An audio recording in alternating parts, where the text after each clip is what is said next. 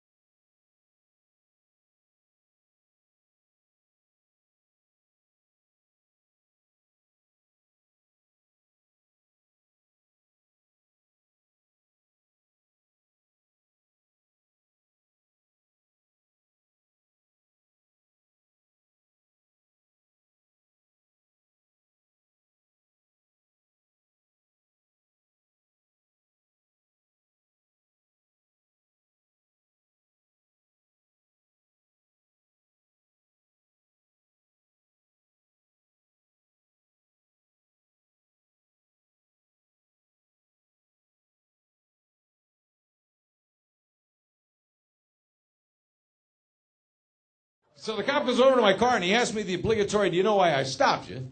And I'm thinking, well, hell, I'm not going to bring up the shoulder thing, you know. He didn't notice that. I got a shot at being the ticket. So I said to the police officer, he said, yes, officer, I know why you stopped me. Thank you for your concern. And then I left. I didn't peel out. I just slowly pulled away. See, that's where you people make your mistake. You think you have to wait for a second question. Not at all. Not at all. I've read the manual. It doesn't say anything about sustaining a conversation. I say you answer the one and then just get the hell out of there, you know? Put as much distance between you and the cop as you possibly can. Because if you don't go, they're going to ask you another question. And that'll continue until they get to a question you can't answer. For me, it's usually the second question. Oh, well, I'd like to see my license too. Well, I lost my license. Well, I didn't lose it so much as you people took it. Registration without a license? So anyway, to avoid all that unpleasantness, I simply put it in the drive and I slowly pulled away. I figured maybe he was just curious. Maybe he wanted to know if I knew. Who knows? So I figured, let me pull away. If he doesn't chase me, I'm golden. So I pull away, look in the rearview mirror, and this became obvious. The guy still had a couple of questions, you know. So he catches up to me, and he jumps out of the car like we filmed a scene out of Cops. I hadn't gone the length of a football field. This guy's all pissed off. When the gun's out of the holster, they're angry. So he comes over to my car, and I have to diffuse the situation, you know. So I just rolled the window down. I went, oh, there's more. Oh.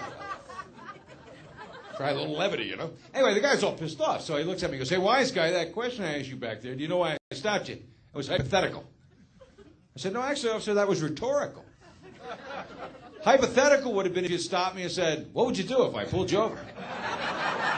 That would have been hypothetical. But you already knew why you pulled me over, therefore, ergo, it becomes rhetorical. Do you see the difference? I was a condescending asshole, I admit that. I was in a mood, I don't know why. Then under my breath, I kept my jaw clenched. I didn't want him to hear me. I said, you dumb bastard. He heard me. So now I'm outside the car with my hands on the roof getting patted down. He said, where's your license at? I said, I can't answer a question that ends in a preposition. You dumb bastard. This guy had hearing like a bat. So now I'm down at the police station, I'm getting caned. And I realized, the moral of the story, ladies and gentlemen, cops don't like it when you correct their grammar. That's all I'm saying.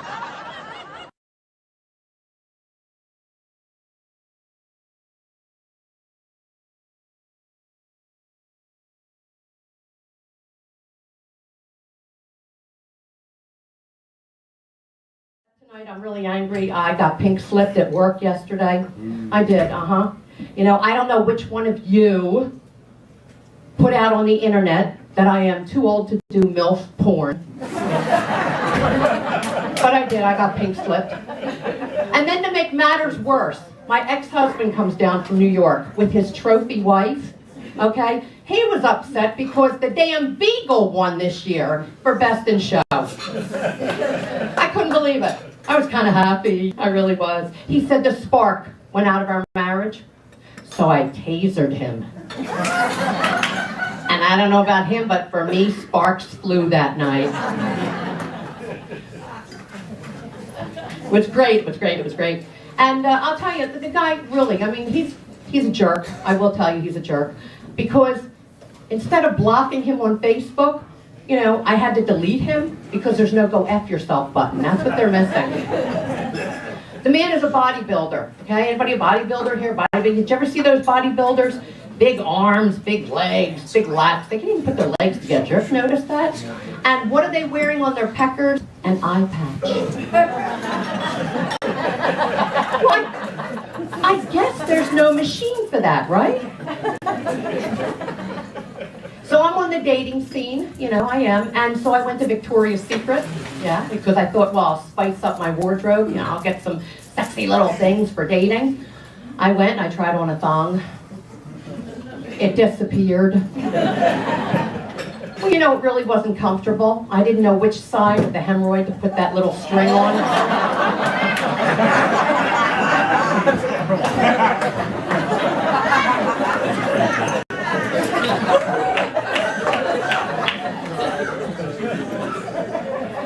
So anyway, so I did. So I'm on these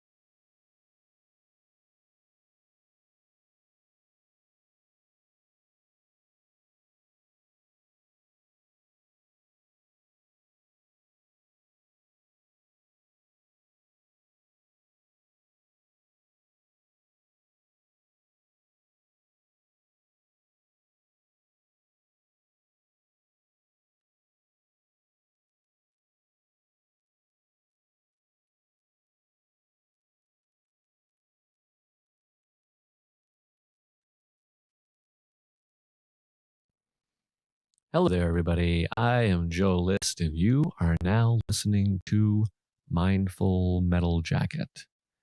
And that is something that makes me feel good that you're listening. I hope you're listening. If you're not listening, you're not hearing this. So you are listening. Oh, I'm stupid. But that's okay because I accept my... I should start this over. But I've already started over 3 times. Mindful Metal Jacket intro outtakes.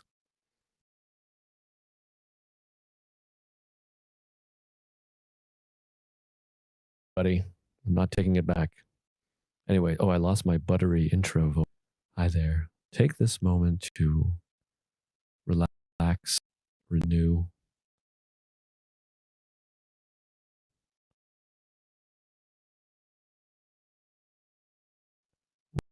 Right now.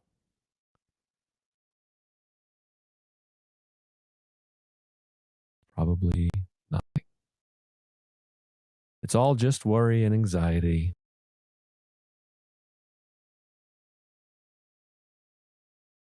Your neighbor or a family member. You're just fine. Well, if you're having sex with a family member, something could be wrong. Anyways, the point is,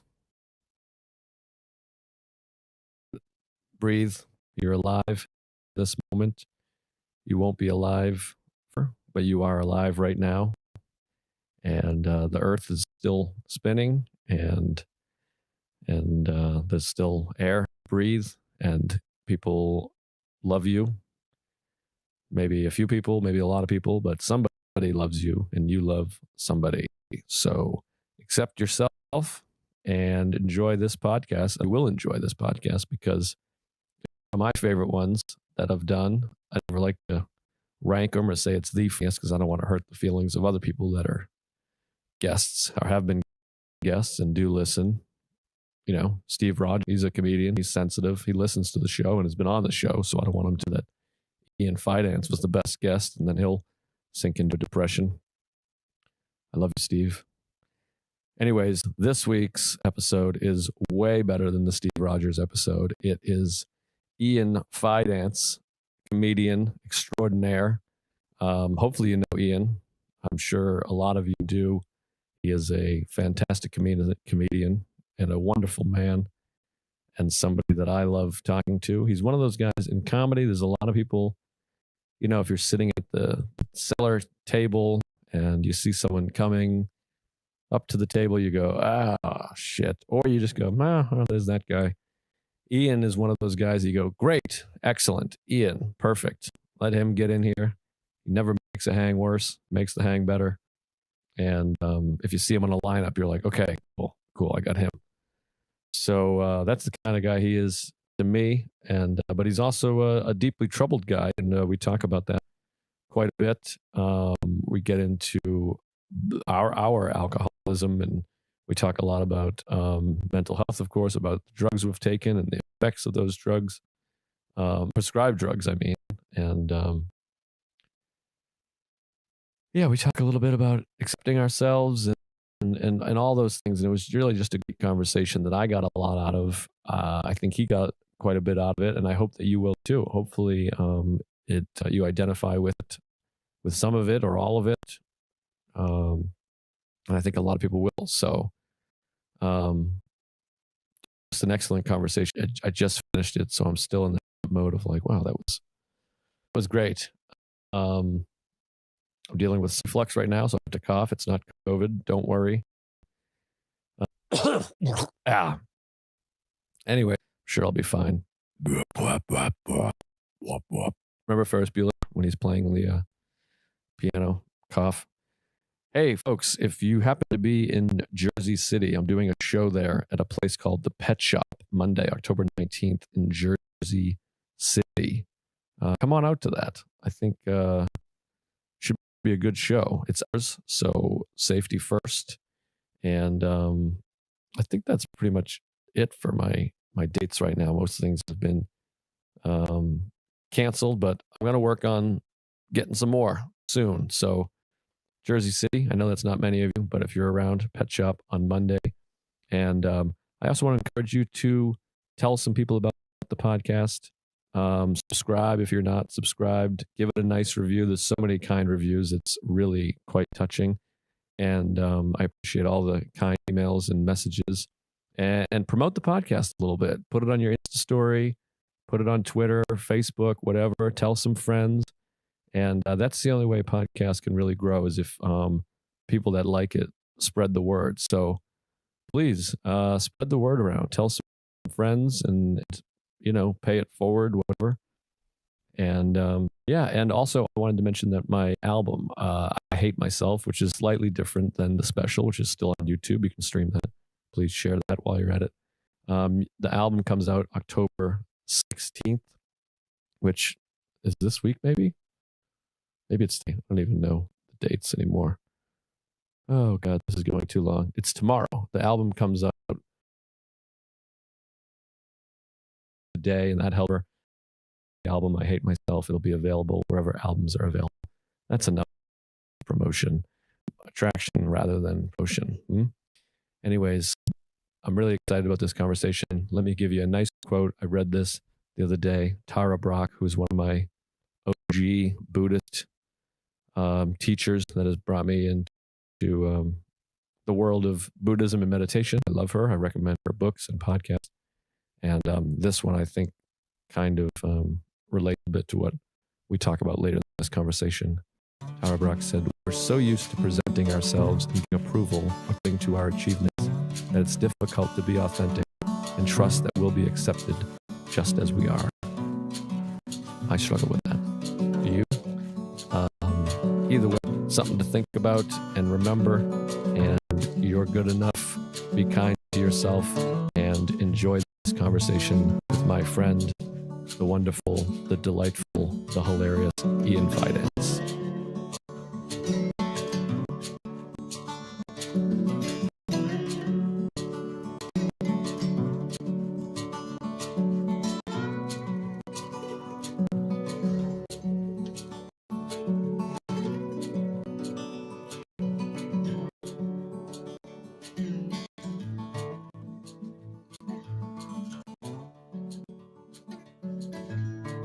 I'm recording. This is it. We're live. This is how every podcast is started. I'm like, okay, it's happening. Go. Well, thanks for having me, man. I'm excited to have you on. I mean, when I think mental health pod, I think, let me get Ian in here. And, That's always good to hear, is what people about mental health. They're like, we gotta get Ian in here to hear his perspective or check on him. Yeah, I'm like, I gotta save Ian. That's gonna be something when the pod starts to dip. I'll get Ian in here, and then I'll really, it'll kickstart it to a new level. Yeah, give the folks a thrill. Yeah. So how are you doing? Tell me. So you told me off air you had an incident last night, some drama. I did. I had a little bit of drama.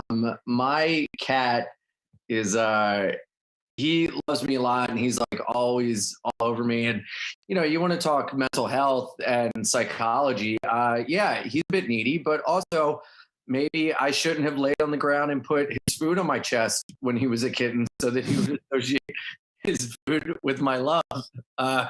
So I am very much like he's over me or whatever. But when I peel over, he gets scared as hell. He turns into like such a scaredy cat. He hides under and in the couch, like up here. And I had a friend over yesterday, and when they left, he ran out, and I don't know where he went, but I couldn't find him for like a couple hours. I'm like, man, he'll come out. And then at like 12:30 or 1, I heard crying, and he was stuck underneath my sink behind the baseboard. And he got in this hole like this big, and he couldn't get out. So I'm like holding onto his head, trying to pull him out. And I'm like, I think I might pull my cat's head off. Like I don't know how to get this cat out of here. So I had to get a hammer and brace it in between the baseboard and like crank it out. And so I like knocked my kitchen cabinet out, and he came out, and then I put it back together. And I was telling you, I'm I'm on Seroquel, which if you don't get 8 hours on it, you're like a fucking zombie. So I didn't get my full 8 hours. So I texted you this morning. I was like, please, I need to sleep for another hour or else I won't function. So what is Seroquel? Is that a sleep aid? Is that anxiety? Seroquel is like an antipsychotic. It's for people that are bipolar. And it is for people with OCD, bipolar, and it is like an anxiety medicine in a way. And I take it before I go to bed, like a half hour, and it helps calm thoughts throughout the next day, which has been really wonderful lately. So wait, so does it like not? I hear think NyQuil. Does it like knock you out, or is it just? Well, if you take it doesn't like knock me out. It just helps me go to sleep so that my head's not racing and everything. And like, if you take a lot, you'll get knocked out. But he bumped my dosage up, and I don't like it because the next day it kind of makes me like groggy, and I got to talk to him about that. But yeah, it just kind of calms you down more. It doesn't knock you out like NyQuil. NyQuil like hits you. Right. For me, I can like stay up and watch TV, which isn't good because I'm like, oh yeah, I have to go to sleep. Right.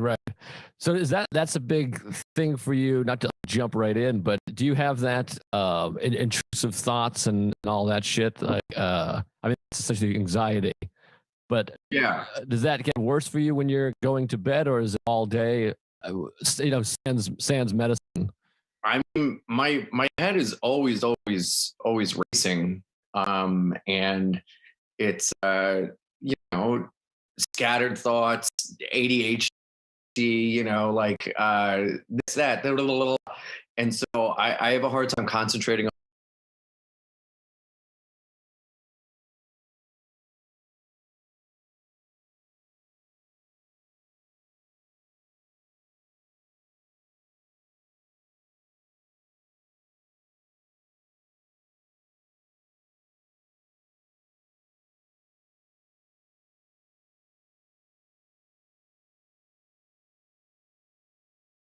Like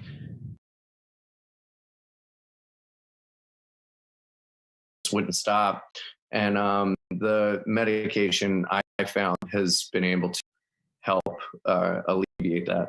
That's great. So what other medications have you tried? Like I was told years ago for a few years for like the same kind of thing, for horrendous anxiety and all that stuff. So I took Paxil for a long time. Did it help? I think so. It's like, it's hard to tell now. I mean, it was so long ago now. I mean, that was 10 or 12 or 13 years ago. And it helped for me, like so much of the stuff for me. And I think there's different levels of struggling and illness and stuff. But for me, it helped. The most helpful thing was going to a therapist and a doctor being like, okay, you have general anxiety disorder and OCD and panic disorder. And for me, and I've shared, hearing a diagnosis that this is thing that happens to people was a huge help, because I always have this thing that, or terminal uniqueness, we call it sometimes, but I have this thing of like, I thought I had Joe disease. Like I have this crazy problem.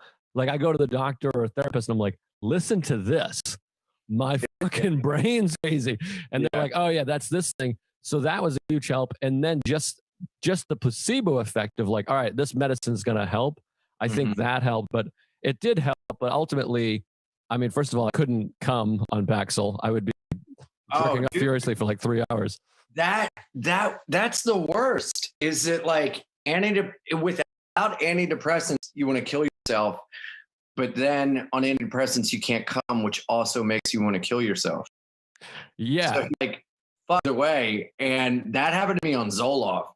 I on like a high dosage, I couldn't come. And one time I was, gonna have like an all day fuck fest with this girl, and I planned it out. And I was like, all right, well, I want to last a long time. So I'm going to take my Zoloft. I'm going to take extra Zoloft as like, to make it so that I just can't come and I'll fuck her all day. And she'll think I'm like king sex, and it just had the opposite effect. I couldn't get hard, and it was like so embarrassing. And we had to be like in the throes of passion. I'd be like, "Well, you see, I suffer from manic depressive disorder, and I took extra medication because I wanted to last long." She was like, "All right."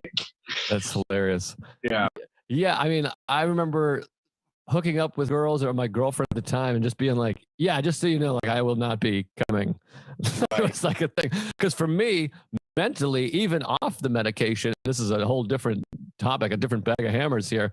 I have like so much anxiety. I have like brain to penis fucking disconnect. Like it takes me like a half hour to piss sometimes because I'm just I'm in my head, not a half hour, but several minutes, like 5-6 minutes, because I'm just in my head of like, oh wow, I can't piss. I'll start thinking about something. I'm like sitting there trying to piss, and instead I'm thinking about some conversation I had. And it's the same with sex, where like I get close to coming, and there's that thing in your head that's like, hey, you're about to come, and then I'm like, fuck, oh shit, and then it just is like I have to start over. But back to Axel, I remember like hooking up with got mad. Like they were like, what is this? Like, am I a piece of shit? Am I fat? And I'm like, no, I'm on drugs and I'm retarded. Don't worry. I'm on drugs. Street drugs. Now let me put it in you without a condom. Come on. Yeah, if you're on antidepressants and a condom, it's impossible to come a lot of times. Yeah, and I was drinking then too.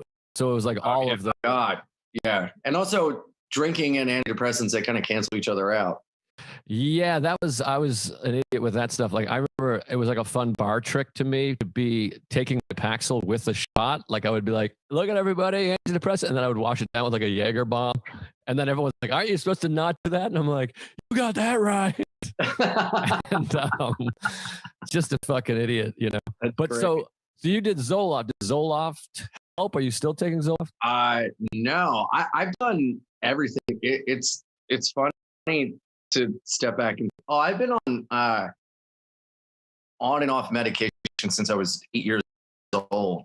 That's like, you know, entire life. And it's kind of, and my mom, God bless her, you know, would not make me take my medication all the time because, you know, sometimes I would feel weird and she would be like, okay, well, don't take it. Only take it on the weekends or take it this time or, oh, you're feeling down here, take one. So she didn't really, I never took it as prescribed.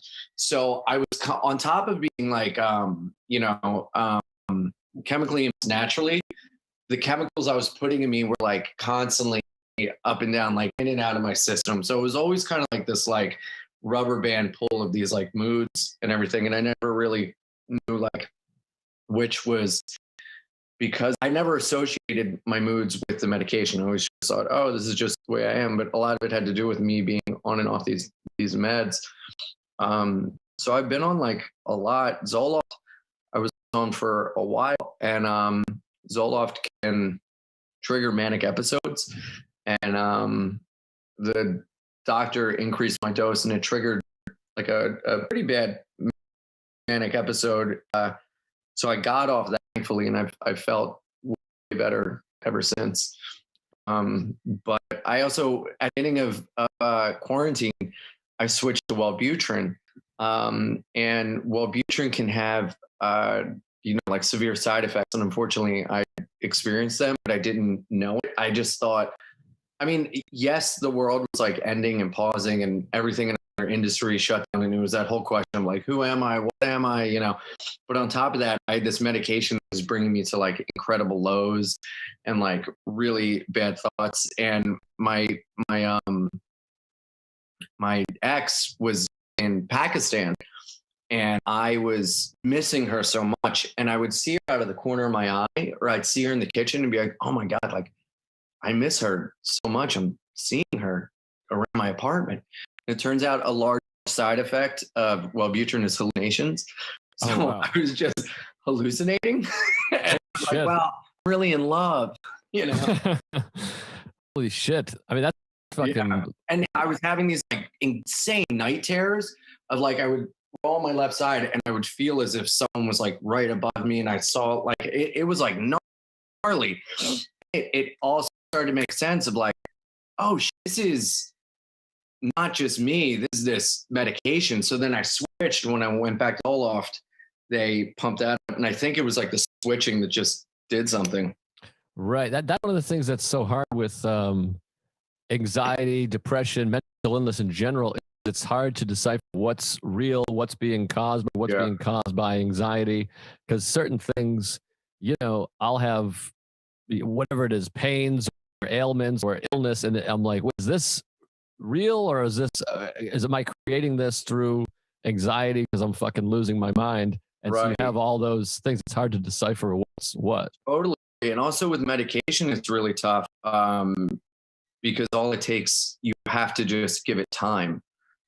Because it has to wash through your body, it has to go into your blood system, and some it's like, well, for the first week, you're going to be really, really groggy, and it's like, well, I have a job to do, I have things I have to do, and I'm like falling asleep at the wheel driving, and I just hold out, and then we'll see if it maybe will work.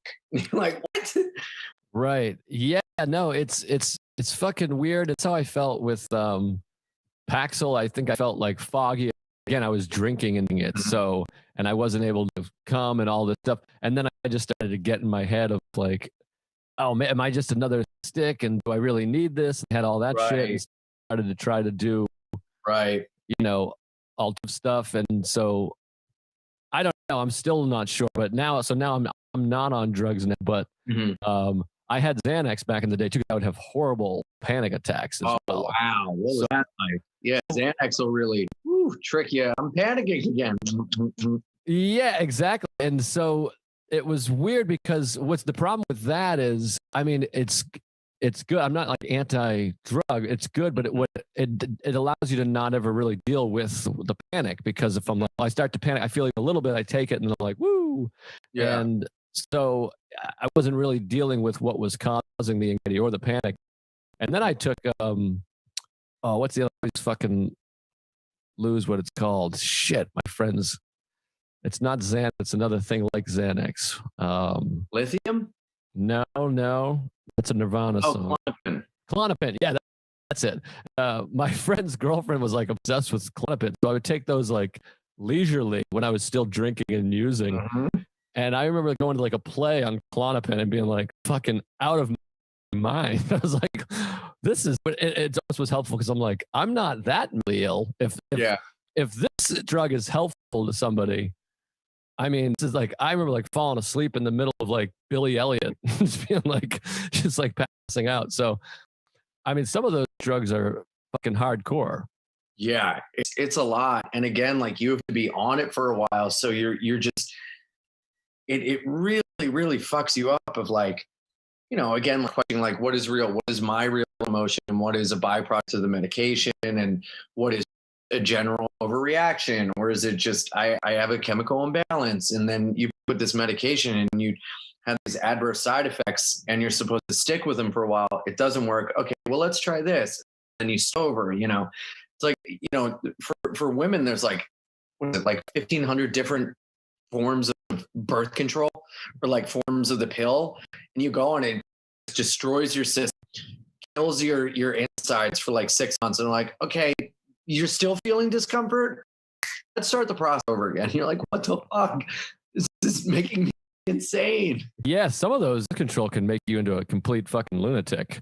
Oh dude, I know, and it's brutal. And then you get off it and you have to go back on another, and like, you don't know if it's her or if it's the medication, or, it sucks. Yeah. With that as a man. Yeah, exactly. It's hard for us. For guys like us, you're like, she hates me. I'm a piece of shit. She never loved me. And meanwhile, she's just having a psychotic episode because of birth control. I know. And it's so hard to be like, everything's going to be okay. No, it's not. You're like, okay, I don't think it will be. I don't know. The things don't get better. You're like, oh, what do I do? Is this you? Is this going to be this way forever? That's why it's best to just pull out and come on their fations. Am I right, folks? Say, yeah, that's why anal's the way to go. Yeah, you got to do anal. The Lord's birth control. We went off the rails there for a second, but we made some good points, I think, about the anal face coming. Yes. We try to keep it light here. Okay, so let's go back to the beginning. You're a Philly guy outside Philly. Where are you? I'm from Delaware. Oh, that's right. I knew that Yeah. because I think we just talked about this recently. Was it you and I that was talking about Delaware? I think I was talking to someone else from Delaware.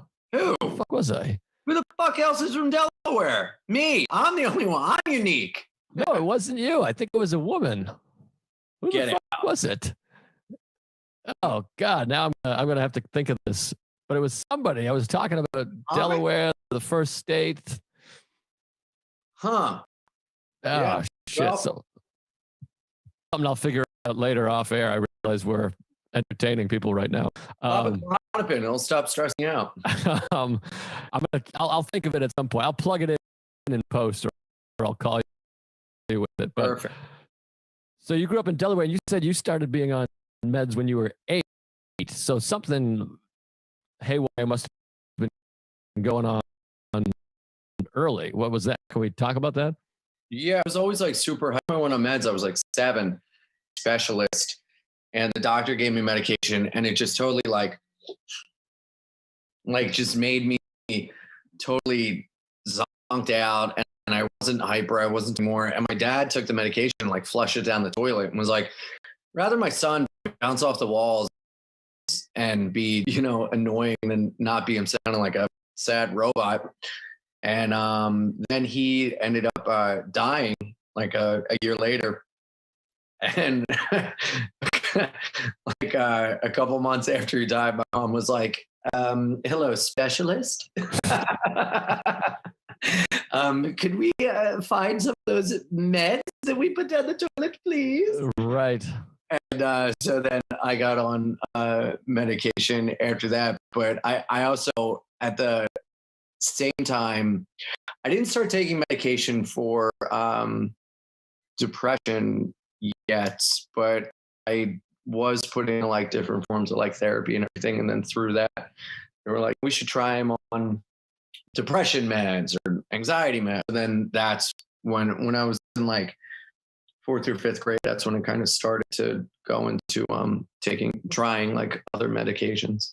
Right. Now, do you think about, has there been discussion with your mother or whatever about like the idea that your father had of like, fuck meds, he'll be hyper or whatever? Because that sounds like maybe the hyper was just sort of hereditary, genetic. Mm-hmm. And then that's who you are.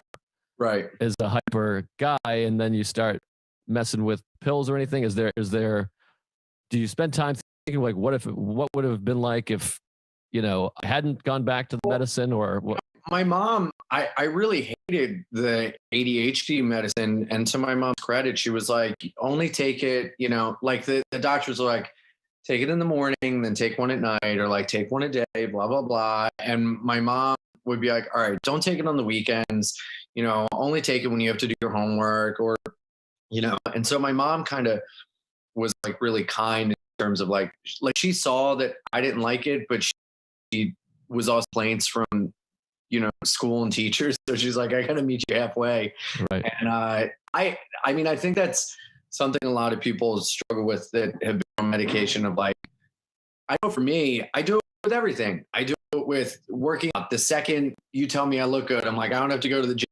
I do it with sobriety. Once I get everything back that I lost, I'm like, no, I can drink again, and medication. It's like, I've been feeling good for a while. I should stop taking my meds, Right. And it is kind of, I understand it's like a nice thing, but if you do tell people you're like struggling or you're going through something, the first thing they ask is like, are you still taking your meds? And I get it, but it kind of feels insulting that they don't trust like you and they think that, it's this nefarious thing that's going on inside of your head that if you don't take your meds, you're a complete, mess, which can be true. And I guess it's out of concern, but it is kind of like, yeah, I'm still taking them. I'm still fucked up.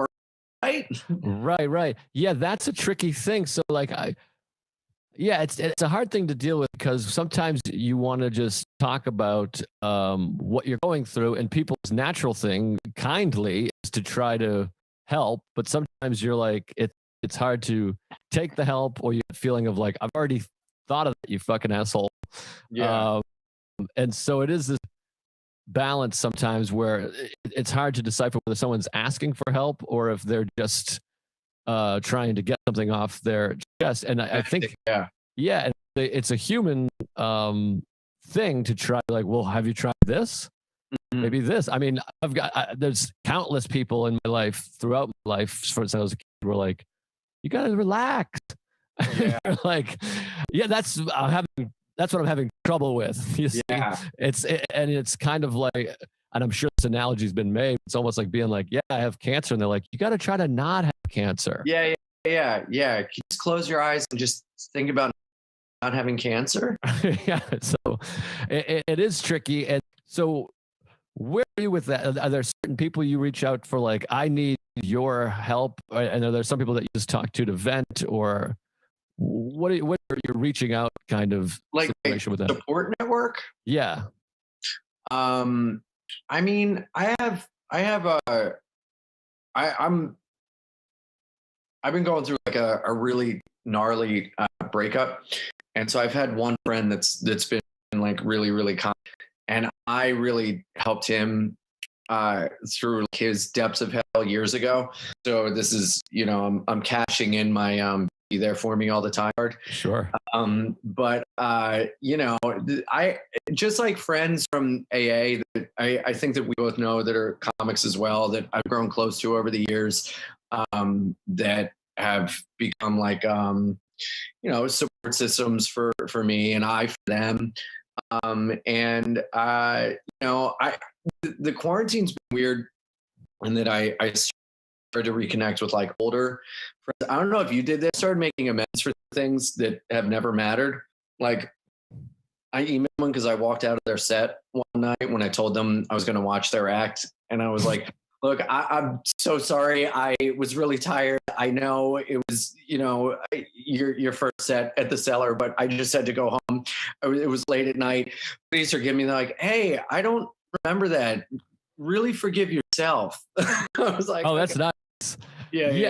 I mean, I've done so many amends like that where the person's like, I don't even like, oh, I'm carrying this first thinking that you hate me, or then I'm a piece of shit. And people are like, I don't remember that at all. But I've made a couple big amends during quarantine, and it was great and really helpful, because it's almost like we've had so much downtime, and then it is a struggle with mental health and stuff to be alone in the house, or not alone, I'm with my wife, but not walking around, not seeing people, not trying. And so there is a lot of stuff that you're like, there's so many hours that you're like, I should work on that script I wanted to write. I should write a book. And there's also like, you're like, oh, I also should apologize for ruining that person's wedding 10 years ago that I've been sitting on. Just never did. Yeah. So I've done a few of those, like really big ones. And it really does feel good. Like staying at home. I mean, if you don't have a drinking problem or anxiety, and you did something at some point, it really does help to reach out to those people. And in my experience, most of those people are very receptive. Yeah. Totally. I mean, self is always good, especially, like kind of thinking like what your part and your role in things is, and always be willing to make the amends and to admit when you're wrong. I fall into a category sometimes where I will obsessively want to make the amend immediately and be like, do you forget me? Come on, let's go back. Just forget it. Come on. Things are good. Everything's fine, and that's not really how amends works. You make it and you leave it, the ball in the court, and you have whatever response they have. And mine is like, well, I'm saying I'm sorry, but why can't we just go back to normal? What's the matter here? Yeah, no, that happens a lot. And there was one thing I made amends for with a woman, and she ended up writing like, I know you're a good guy and I appreciate this and I've always liked you. But there was the part that was like, yeah, that was horrible and it fucking fucked me up and it sucked. And there is part of you that's like, well, you could have left that out. Jeez. You're like, what is this? And like, there is like, overall, you're like, oh, I'm glad we worked it out and everything feels good. But you're also, oh, fuck you. Yeah. You're like, I'm trying to apologize and you got to tell me that it did feelings. Well, what is this? And when they're well within their right to be like, no, I was really hurt by the actions you took. And you're like, no, that was a long time ago. tell me I'm good and I'm forgiven. Please, can we do that? Yeah, exactly.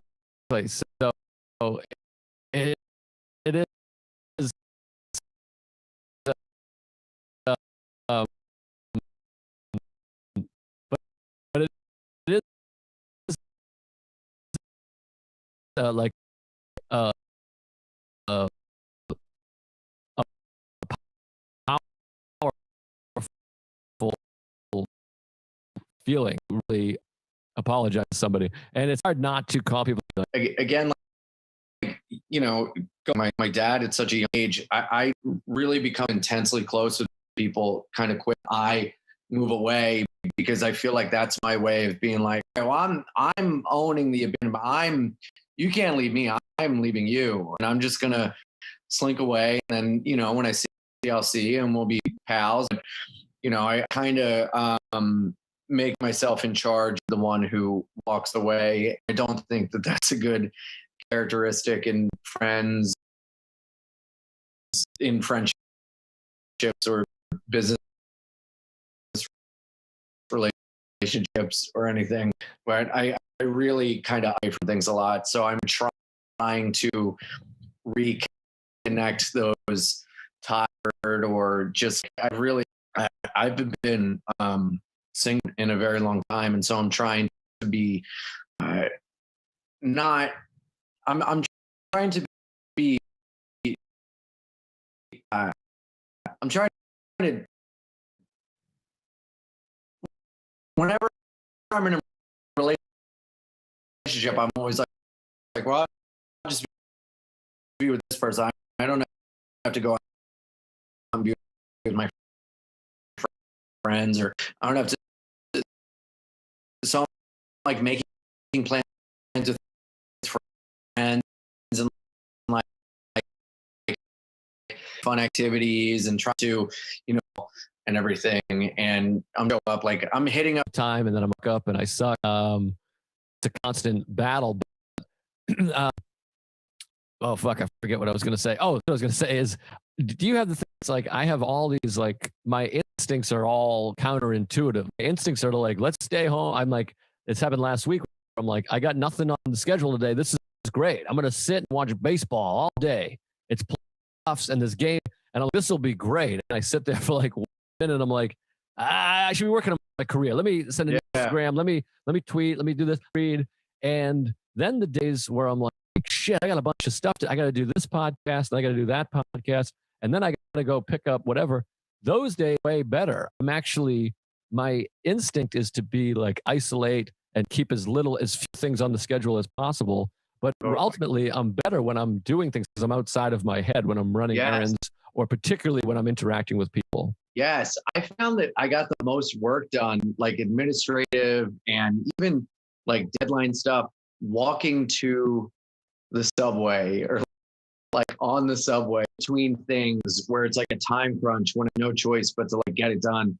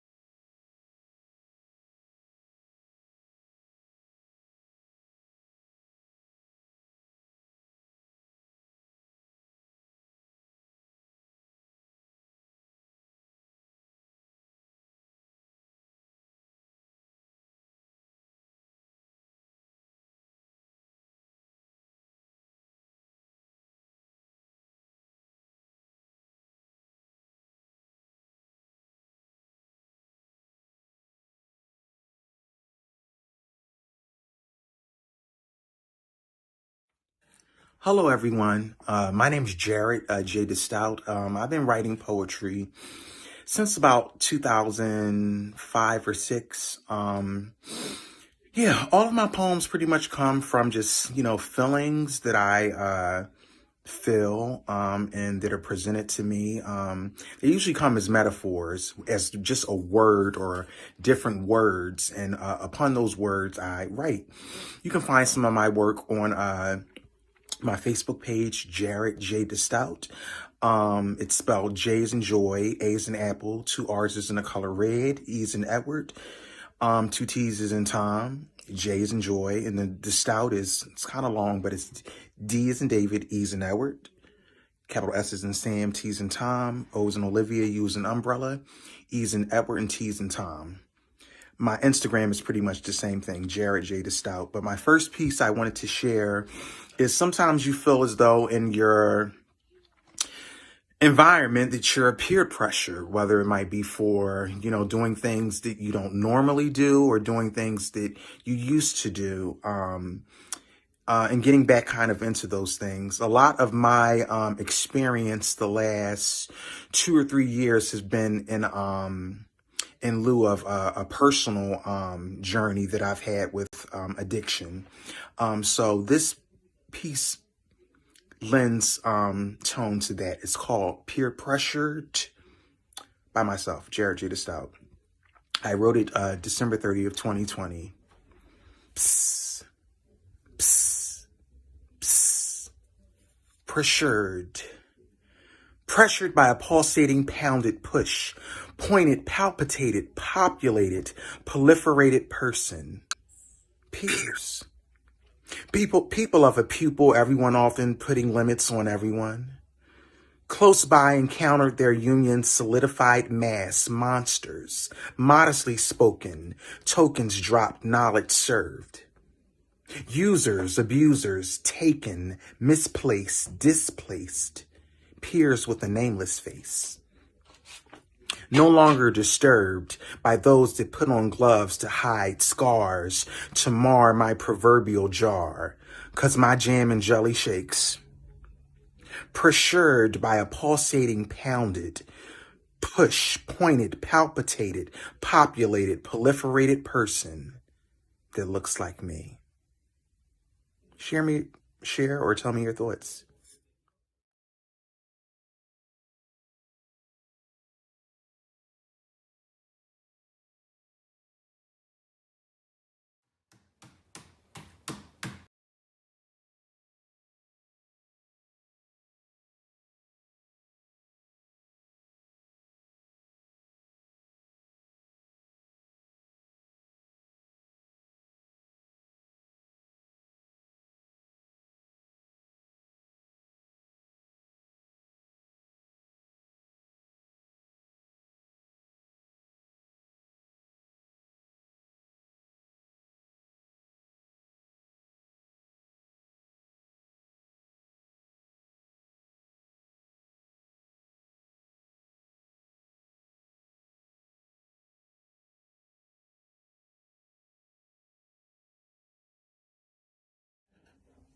Courage by Jared J. DeStout, December 27, 2020.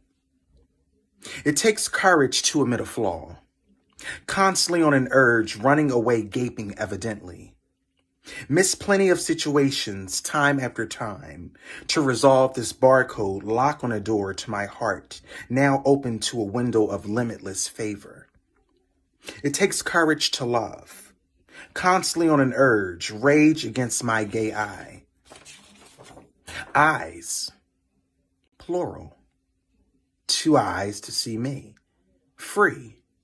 No longer discouraged by a plethora of hurt, casual encounters, bitter bites against a heart that still beats each day onward. Looking forward to a light I see in me to tunnel my vision. No longer creating division, I multiply my add-ons, subtract my mistakes, own my shit, period. Miss plenty of situations, time after time, to resolve this barcode lock on a door to my heart now open to a window of limitless favor. Courageously spoken. Mental Morbidity by Jared J. DeStout, February 18th, 2021. Taken back to see through a window of problematic proportions. A literary notation exclaimed by me, I see scarred arms, legs faced with walking and putting a string to my guitar of melodic malaise. A cascade descending over my spiritual wellness, darkness falling upon my geographical locality. Biographical beats set to my feet of fainted fatality.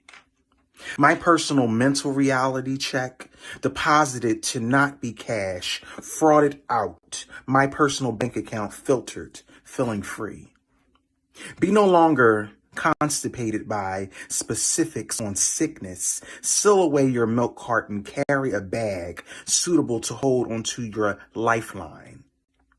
Taken back to see through a window of problematic proportions. Get out!